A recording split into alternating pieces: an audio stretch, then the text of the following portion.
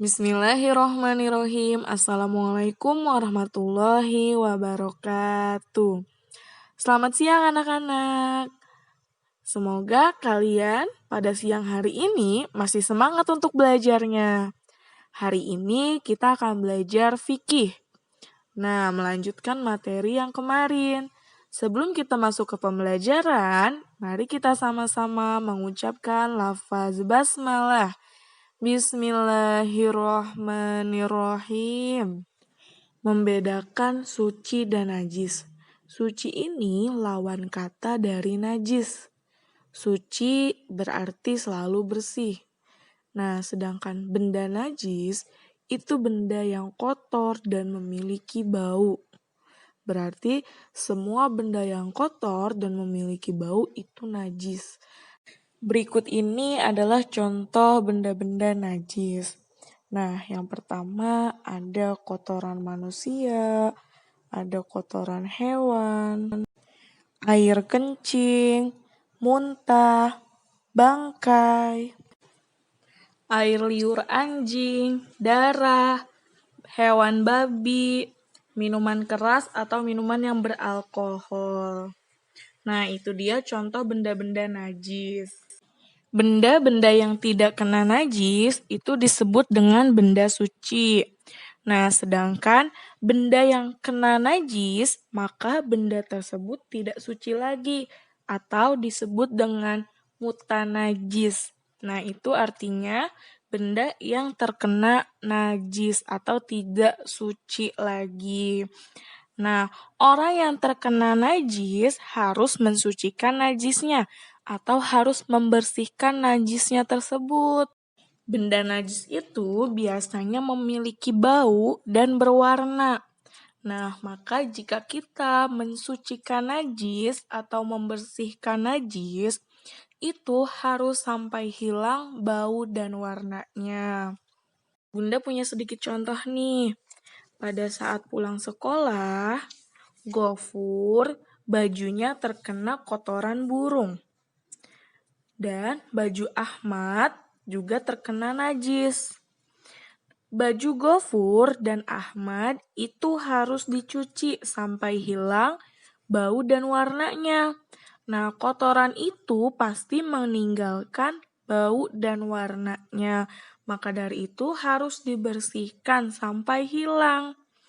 Nah, itu jika kalau sudah hilang berarti benda tersebut menjadi benda suci lagi. Ada benda najis yang dikeluarkan dari tubuh kita loh. Nah, contohnya yang dikeluarkan dari tubuh kita itu ada air kencing, darah, kotoran, dan juga muntah. Pasti kita semua pernah mengeluarkan itu semua. Nah, sedangkan keringat dan air liur atau ludah itu tidak termasuk najis. Hanya saja tergolongnya kotor. Jadi, antara najis dan kotor itu ada perbedaannya ya. Oh iya, perlu kalian ketahui, tubuh atau badan kita yang terkena najis itu tidak boleh atau tidak bisa melaksanakan sholat. Kenapa tidak bisa? Karena diri kita terkena najis. Dan ibadah sholat yang Allah terima itu apabila orang yang melakukannya dalam keadaan suci. Suci badan, pakaian, dan juga tempatnya. Suci badan, maksudnya di sini adalah jika dari diri kita keluar darah, atau kita sudah melakukan buang air kecil dan buang air besar, maka kita harus mensucikan diri kita terlebih dahulu dan baru kita bisa melaksanakan ibadah sholat. Selanjutnya suci pakaian. Nah, seperti yang tadi ketika baju Ahmad terkena najis atau terkena kotoran burung, maka dia tidak bisa jika ingin melaksanakan sholat menggunakan pakaian tersebut. Maka dia harus mensucikannya pakaian tersebut atau mengganti pakaiannya. Suci tempat itu berarti tempatnya harus bersih, harus rapi, harus wangi. Masa iya tempat sholat kita ada bekas pipis kucing yang belum dibersihin?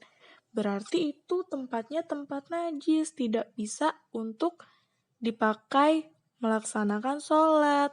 Harus dibersihkan terlebih dahulu, harus disucikan najisnya sampai bersih dan hilang baunya. Selanjutnya, apabila keluar najis dari kubul maupun dubur, kita dapat menyucikannya dengan cara yang pertama, membasuhnya sampai bersih dan hilang baunya. Yang kedua, mencuci dengan air bersih jika yang terkena itu pakaian. Yang ketiga, istinja dengan cara selain air, misalnya dengan batu, kayu, dan tisu. Nah, istinja itu apa sih? Istinja adalah menyucikan badan selesai buang hajat, kotoran atau kencing. Nah, jika kita sudah membuang air kecil atau air besar, itu kita harus wajib istinja, harus membersihkannya, harus mensucikannya. Kenapa? Karena itu adalah najis. Nah, bagaimana sih tata cara istinja? Berikut tata cara istinja. Tata cara istinja yang pertama itu harus menggunakan tangan kiri. Nah, karena kalau tangan kanan itu untuk makan. Jika kotorannya masuk ke tangan kanan, lalu setelah itu kita makan, maka kotorannya masuk ke dalam tubuh kita. Ayo, apa yang kalian rasakan? Nah, setelah itu, kalian juga harus melaksanakannya di tempat yang tertutup, di kamar mandi ya. Nah, setelahnya harus memakai air yang bersih. Kalau kita memakai air yang kotor, sama saja kita bukan membersihkan najis kita, malah membuat diri kita menjadi kotor lagi. Setelah itu bisa menggunakan batu, kayu, atau tisu jika tidak ada air. Dan sebaiknya ketika kita membersihkan atau mensucikan diri dengan istinja, itu tidak menghadap ke kiblat atau membelakangi kiblat. Itu tidak baik. Dan sebaiknya juga harus kita lakukan dengan jongkok, tidak boleh berdiri. Nah, pasti di antara kalian ada nih yang melakukan istinjanya sambil berdiri, ya kan? Nah, kita perbaiki ya, mulai dari sekarang kita harus jongkok. Nah, itu dia pembelajaran fikih kita hari ini. Semoga dapat kalian terima dengan baik dan semoga bisa kita manfaatkan, kita gunakan dalam kehidupan sehari-hari. Dan kurang lebihnya Bunda mohon maaf. Mari kita tutup pembelajaran kita hari ini dengan mengucapkan lafaz alhamdulillah. Alhamdulillahirabbil alamin. Jika ada yang belum dipahami mengenai materi hari ini, kalian bisa tanyakan langsung kepada Bunda. Oke, terima kasih. Wassalamualaikum warahmatullahi wabarakatuh.